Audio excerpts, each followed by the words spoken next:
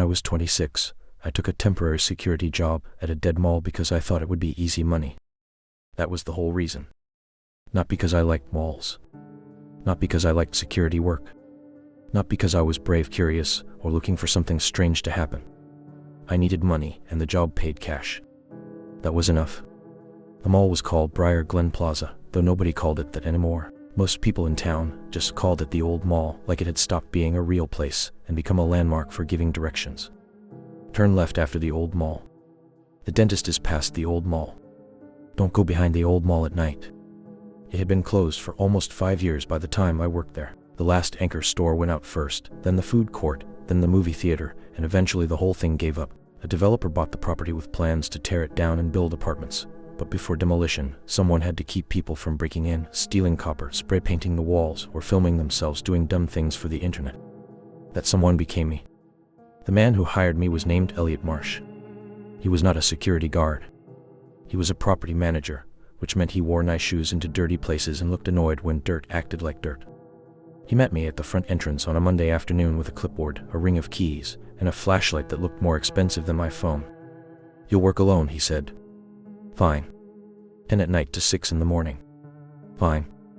Your job is to sit in the security office, do one walk every 2 hours, check the exterior or doors, and call police if anyone gets inside." Sounds easy. He looked at me like he hated that sentence. It should be. Then he unlocked the main entrance. The doors opened with a sound like the building was sighing. The air inside smelled like old carpet, dust, stale popcorn, and something damp behind the walls. Even in daylight, the place felt wrong. Not haunted wrong. Not at first. Just forgotten.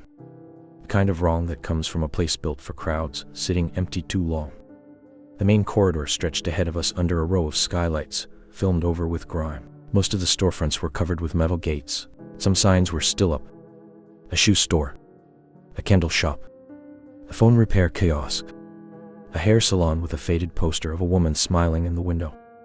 In the center of the mall, there was an old fountain with no water in it. People had thrown coins into the dry basin anyway. Pennies mostly. A few nickels. One toy car.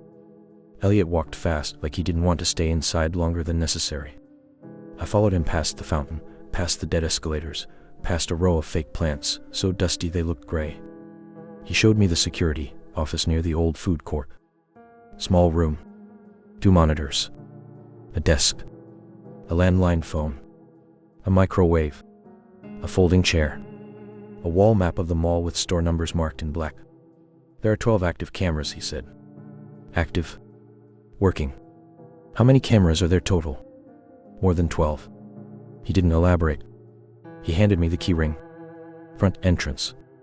Security office. Maintenance hallway. Electrical room. Food court gate.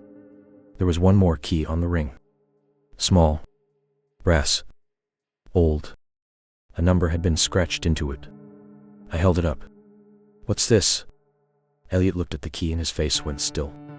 Not scared exactly. More like someone who had just noticed a snake beside his shoe. He took it off the ring. "You don't need that." "What does it open?" "Nothing. You just took it pretty fast for nothing."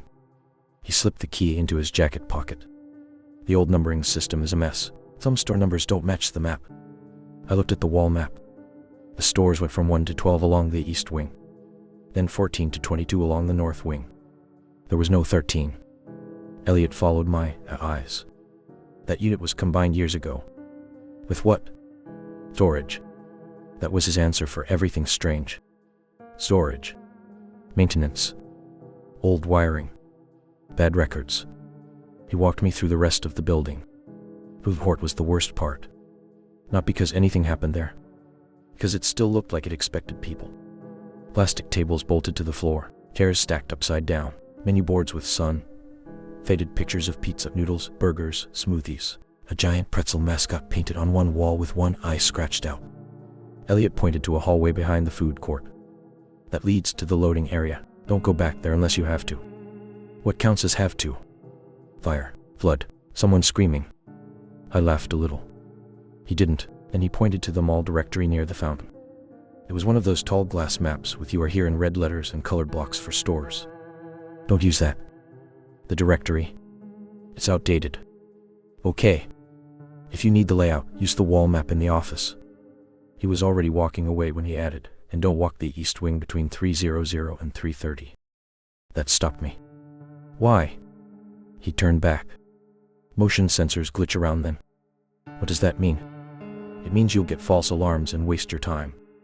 False alarms from what? Elliot stared at me. From nothing. By then, I knew he was hiding something. But hiding something is not the same as danger. At least, that's what I told myself. Before he left, he stood by the front entrance and gave me the rest of the rules.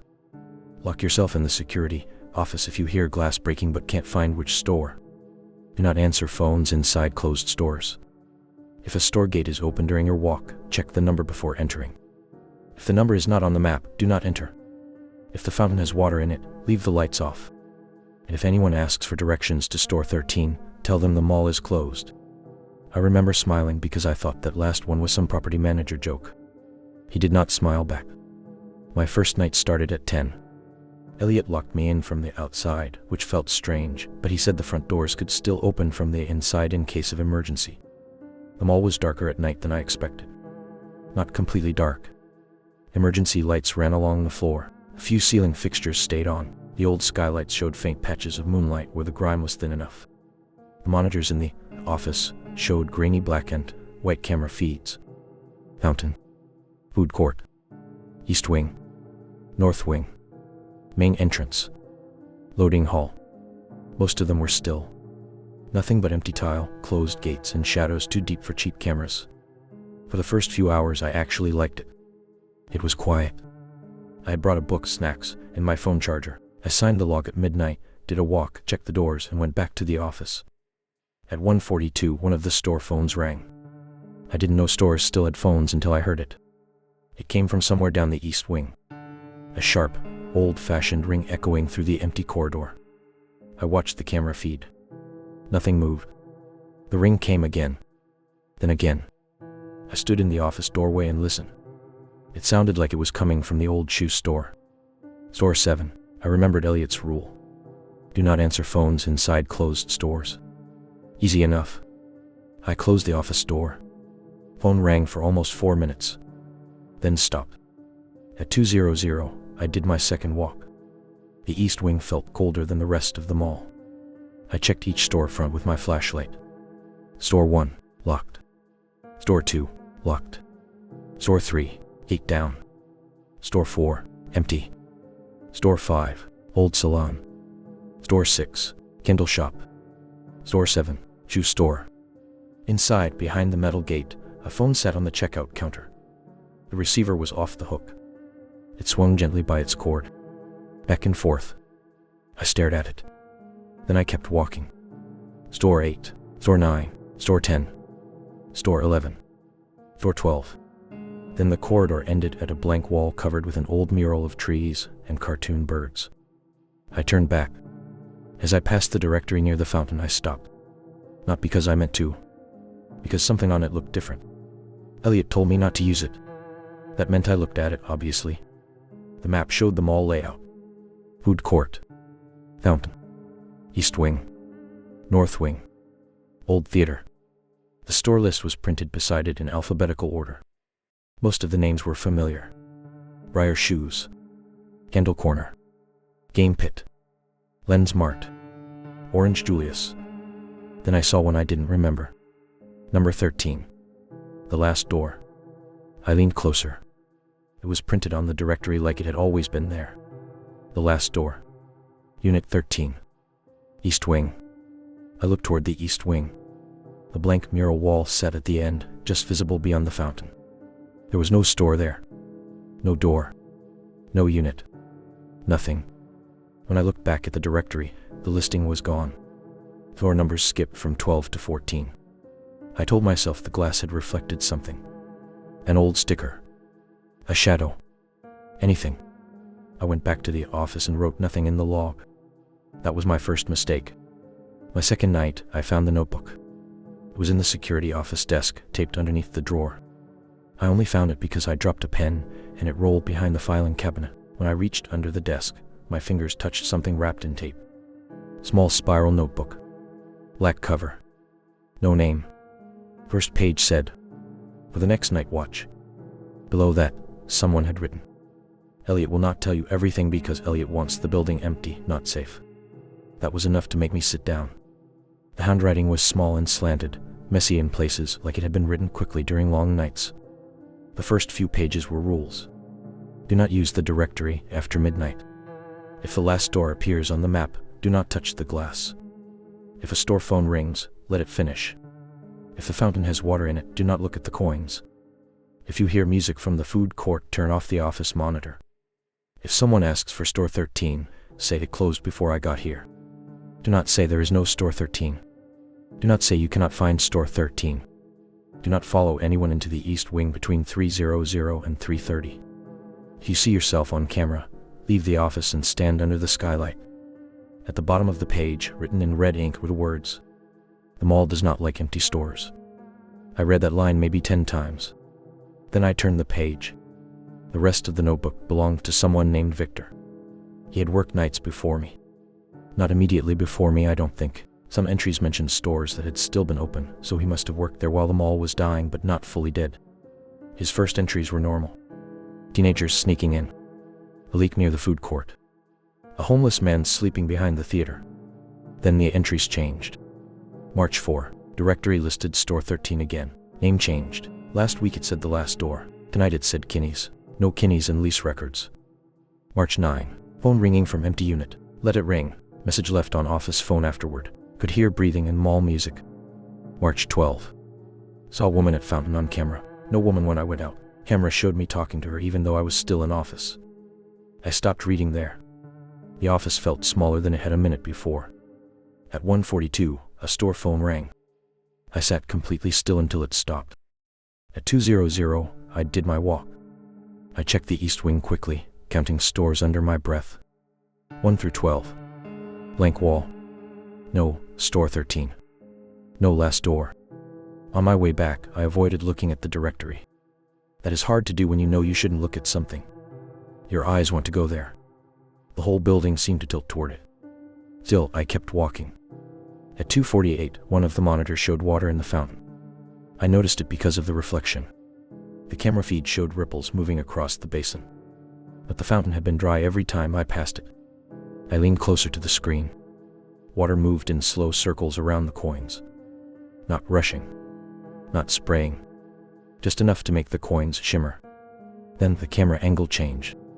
I don't mean the camera moved. The feed showed the same fountain, but from a lower angle, like someone had set the camera inside the basin. The coins looked huge. Pennies and nickels and quarters resting under shallow dark water. Then one coin turned over by itself. The wet face of the coin had my name scratched into it. Adam. I shoved the monitor power button. The screen went black. A second later, something splashed outside the office. Not a huge sound. A footstep in water. Then another. I stayed in the office until sunrise. When Elliot arrived at 6, I asked about Victor. He froze the same way he had frozen when he saw the brass key. Where did you hear that name? Desk notebook. Elliot put his hand out. Give it to me. No. Adam. You knew him. He lowered his hand slowly. He used to work here. What happened to him? He stopped. Stopped working? Elliot looked toward the east wing. Stopped leaving. I laughed once because that sentence was too ridiculous to accept calmly. Do people need to start giving normal answers? Elliot sighed. Normal answers won't help you here. Then what will? Following the rules. I asked him what store 13 was. He said there was no store 13. Then he caught himself. Too late. I saw it on his face. One of Victor's rules. Do not say there is no store 13. Elliot looked at the directory. For a moment I thought the glass trembled. Then the mall speakers clicked on. They had not worked since I started. A soft instrumental version of some old pop song began playing through the empty building. Elliot went pale. He whispered, What did you ask me? What is store 13? The music distorted. Slowed down. From somewhere deep in the mall, a gate rattled open. Elliot grabbed my arm hard enough to hurt. Go home, he said. What? Go home. Do not come tonight. Am I fired? No, you are warned. I went home. I slept badly. At 3:17 in the afternoon, my phone rang from an unknown number. I answered because it was daytime, and daytime makes you arrogant. A woman said, "Thank you for calling the last door. Are you looking for someone?" I hung up. That night I came back. Not because I was brave. Because the call had come to my phone. Because staying away had not kept them all away. And because some stupid part of me still thought understanding a thing meant controlling it. Elliot was not there when I arrived. The key ring was taped to the front door with a note. No East Wing after 3. That was it. Inside the security office, Victor's notebook was open on the desk. I had not left it open.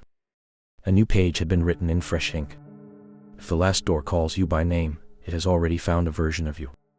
Do not ask which one. That sentence made no sense. Then I checked the monitors. Every camera showed the security office. Not different angles. The same exact shot. Me sitting at the desk. Me looking at the monitors. Me reading the notebook. But in one feed I was standing behind myself. I turned around so fast the chair rolled backward. No one was there. I ran to the hallway and stood under the nearest skylight like the rules said. The skylight above me was black. No stars. No moon. Just a flat darkness that looked too close, like someone had painted over the glass from the outside. The mall speakers crackled. A voice came through. Mine. "Adam, you're standing in the wrong place." I did not move. The voice came again. "You need to go to store 13. I whispered. It closed before I got here. The speakers went silent. Then every storefront gate in the East Wing rattled once. At 1:42 the phones started ringing. Not one. All of them. Every dead store. Every empty kiosk. Every place that still had a phone line. The sound filled the mall until it became less like ringing and more like screaming made mechanical. I stayed under the skylight, hands over my ears. One by one, the phones stopped. When the last one went quiet, someone spoke from behind me. "Do you know where store 13 is?" I turned. A man stood near the fountain. He wore a mall security uniform. Not like mine. Older. Brown shirt. Tan pants. Name tag. Vict. He looked maybe 40, but his face had that tired, stretched quality people get when they haven't slept in days. I remembered the rule. If someone asks for store 13, say, "It closed before I got here." I said it. "It closed before I got here." Victor smiled sadly. "That's what I said too." He walked toward me. I backed up. "Are you real?" "That's a bad question in here." "What happened to you?" He glanced at the directory. It lit up from inside, glowing soft white. The store list appeared. The last door. Unit 13. East Wing. Victor said, "I kept trying to prove it was a trick." "Was it?" He shook his head. "It's a place for things that almost happen." I didn't understand. Victor looked toward the East Wing. Every mall is full of doors that close. Businesses fail. People lose jobs. Kids grow up. Couples break up in food courts. Parents stop bringing their children. Someone walks into a store for the last time and doesn't know it's the last time. He looked back at me. Most places forget. This one didn't. The fountain behind him began filling with water. Slowly. Coins clicked and shifted in the basin. Victor winced. "Don't look at the coins." I looked at his face instead. He said, "The last door isn't one store. It's every store that should have been something else." That means nothing. It means enough when it opens for you. At 3:00, the East Wing lights came on. All at once. Store 1, Store 2, Store 3, all the way down to the blank mural wall. The cartoon trees on the mural looked different now. Darker. More realistic. Like they went deeper into the wall than paint should allow. Victor said, "Don't follow me." Then he walked toward the East Wing. "Wait." He didn't. I watched him pass Store 7, the shoe store with the phone off the hook. Store 10. Store 12. Then he reached the mural wall. A door appeared. Not dramatically. Not with light or smoke. A simple glass storefront door with a metal handle. Above it, a sign flickered on. The last door. Victor stopped. He looked back at me. Then something inside the store pulled him through. The door slammed shut. I ran. Not toward him. Away. Back to the security office. The monitors had changed. Each one showed a different version of the mall. One showed it crowded and bright, full of people from years ago. One showed demolition equipment tearing through the north wing. One showed the fountain overflowing with black water. One showed me, asleep at the desk. One showed me as a child, holding my mother's hand outside a toy store I barely remembered. The last monitor showed store 13. Inside, Victor stood behind the glass. Beside him stood a woman I recognized from old photos. My grandmother. She had died when I was 10. She looked exactly the way she did before she got sick. Blue coat. Silver hair. Soft smile. She lifted one hand and waved. I took a step toward the monitor. Then another. The office phone rang. I almost answered. Then Victor's notebook slid off the desk by itself. It landed open at a page I had not read. Do not trust the person you miss most. That line saved me. I did not answer the phone. My grandmother's face on the monitor changed. Not into a monster. Not into anything dramatic. She just stopped smiling. That was worse. The mall speakers crackled again. Her voice came through. Adam, I've been waiting in the nice part. I covered my ears. She said you never said goodbye. I shouted, you're not her. The monitor went black. Every light in the mall went out. Then someone knocked on the security office door. 3 soft knocks. I did not answer. A child's voice said, Mom says you're lost. I locked the door. A second voice said, Sir, the food court is closing. Then another. Do you validate parking? Then another. Can you tell me where the bathroom is? Voices gathered outside the office. Dozens. All polite. All patient. All asking normal mall questions. Questions that should have been harmless. Where is the exit? What time do you close? Do you work here? Have you seen my daughter? Is this the way to store 13? I stayed under the desk until the voices stopped. 600, the front doors unlocked by themselves. Morning light came through the glass entrance. Elliot found me sitting outside on the curb, shaking. He did not ask if I was okay. He sat beside me and said, You saw Victor? Yes. Did he ask you to follow him? No. Good. He went into store 13. Elliot nodded. He does that. Why? Because he thinks one night he'll come out the front. I looked at him. How long has he been in there? Elliot rubbed his face. Since 2019. I quit that morning. No speech. No argument. I handed him the keys and told him I was done. Elliot accepted them like he expected nothing else. Then he reached into his pocket and pulled out the brass key with 13 scratched into it. He held it out. I stepped back. Absolutely not. You saw the last door, he said. That means it may call you again. I don't want that. No one does. Then why give me the key? He looked exhausted. Because if it opens somewhere else, it's better to have the option. What option? To lock it from your side. I did not take the key. He placed it on the curb between us. Then he went inside the mall. I left the key there. I drove home. For 3 days, nothing happened. No calls. No voices. No dead malls following me into mirrors. I started to believe it was over. Then on the 4th day I went grocery shopping. Normal store. Bright lights. People everywhere. I was standing in the cereal aisle when the music on the speakers cut out. Static. Then my grandmother's voice said, Adam, you're in the wrong store. Every box on the shelf shifted slightly. Not falling. Not moving enough for anyone else to scream. Just enough that the labels no longer faced forward. They all turned at the same angle. Toward the end of the aisle. I looked. At the far end, where there should have been a freezer section, there was a glass storefront. A dark sign above it. The last door.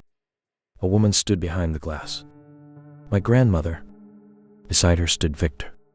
He shook his head slowly, warning me. I abandoned my cart and walked out of the store. The next morning, the brass key was on my kitchen table. No note. No explanation. Just the key. 13 scratched into the head. I tried throwing it away. It came back. I tried mailing it to a random address with no return label. It came back. I dropped it into the dry fountain outside Briar Glen Plaza 2 weeks before demolition. The next morning, it was in my coat pocket. The mall was torn down last spring. They flattened everything. The fountain, food court, the east wing, the mural, the directory. The whole building became rubble, then dirt, then a fenced-off construction site with a sign showing luxury apartments that nobody in town could afford. For a while, I thought that might end it. Then the apartment complex opened. They named it Briar Glen Lofts. I drove past once. Just once. Front lobby had glass doors. Inside, mounted on the wall beside the leasing office, was a directory. Not of stores. Of apartment units. Names and floor numbers. I should have kept driving. I didn't. I stopped at the curb and looked through the glass. The directory listed apartments. All the way down. There was no 13th floor. Of course there wasn't. The building only had 5 floors. But at the bottom of the directory, beneath the leasing office hours, one line flickered into view.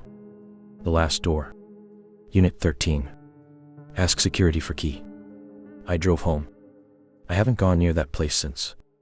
But sometimes my phone rings at 1:42 in the morning. I never answer. Sometimes the mall song plays in grocery stores, even when no one else seems to hear it. Sometimes I see Victor in reflections, standing near exits, still wearing that old security uniform. He never speaks. He only shakes his head. And sometimes, when I'm half asleep, I hear my grandmother's voice from somewhere just outside my room. Not calling for help. Not begging. Just asking the same question every time. Are you looking for someone? I keep the brass key in a jar now. The jar is taped shut. Locked in a drawer. Pushed behind boxes. It does not matter. Every few weeks, I find it somewhere else. On the kitchen counter. In my coat pocket. Beside my bed. Once inside my shoe. The last time, it appeared on my bathroom sink with a piece of paper under it. The paper was old. Yellowed. Like it came from Victor's notebook. There was one sentence written on it. Empty places do not stay empty. I don't know what the last door really is. I don't know if it's a store, a room, a memory, or something wearing the shape of whatever building it finds. I only know that some places collect endings. If enough endings pile up in one spot, maybe they start looking for a door. So if you ever work security in a dead mall, and the directory lists a store that isn't on the map, don't go looking for it. If a phone rings inside an empty shop, let it ring. If someone asks for store 13, tell them it closed before you got there. And if someone you miss is standing behind the glass, smiling like they have been waiting all this time, remember one thing. The dead are not always what empty places use to lure you in. Sometimes they use the version of goodbye you wish you had gotten.